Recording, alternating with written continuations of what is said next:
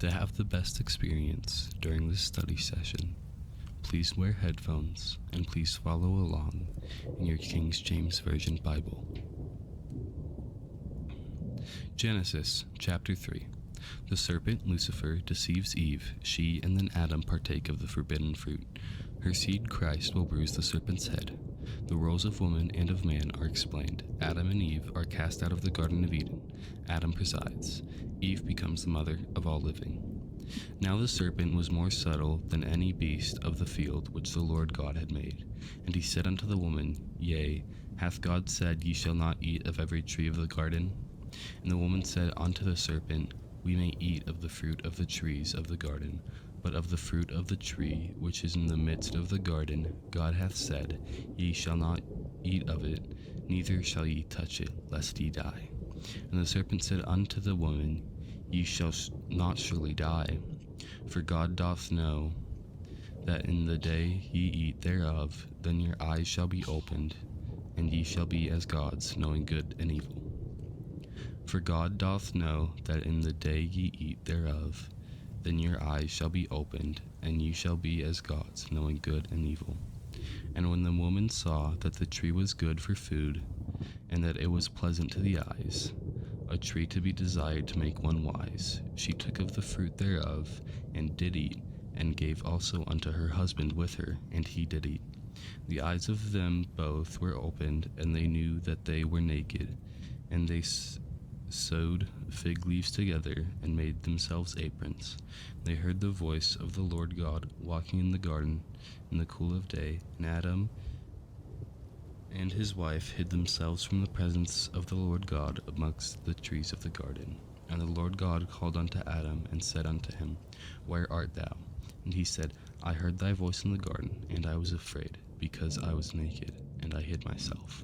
And he said, Who told thee that thou wast naked? Hast thou eaten of the tree whereof I commanded thee that thou shouldest not eat? And the man said, The woman whom thou gavest to be with me, she gave me of the tree, and I did eat.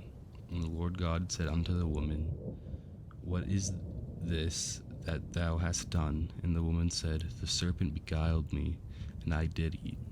And the Lord God said unto the serpent, Because thou hast done this, thou art cursed above all cattle, and above every beast of the field. Upon thy belly shalt thou go, and dust shalt thou eat all the days of thy life.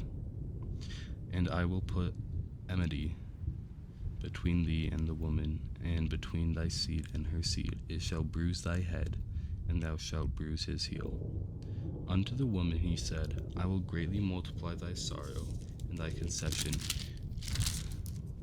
In sorrow thou shalt bring forth children, and thy desire shall be to thy husband, and he shall rule over thee.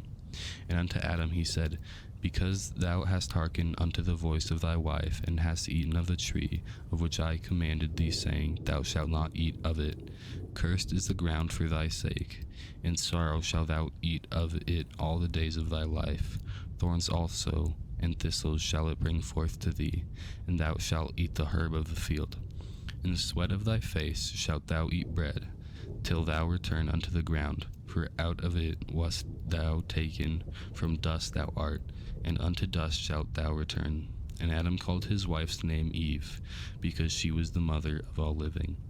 Unto Adam also and to his wife did the Lord God make coats of skins, and clothe them. And the Lord God said, Behold, the man is become as one of us, to know good and evil. And now lest he put forth his hand, and take also of the tree of life, and eat, and live forever.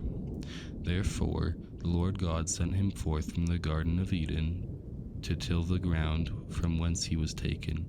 So he drove out the man, and he placed at the east of the Garden of Eden cherubims and a flaming sword, which turned every way to keep the way of the tree of life.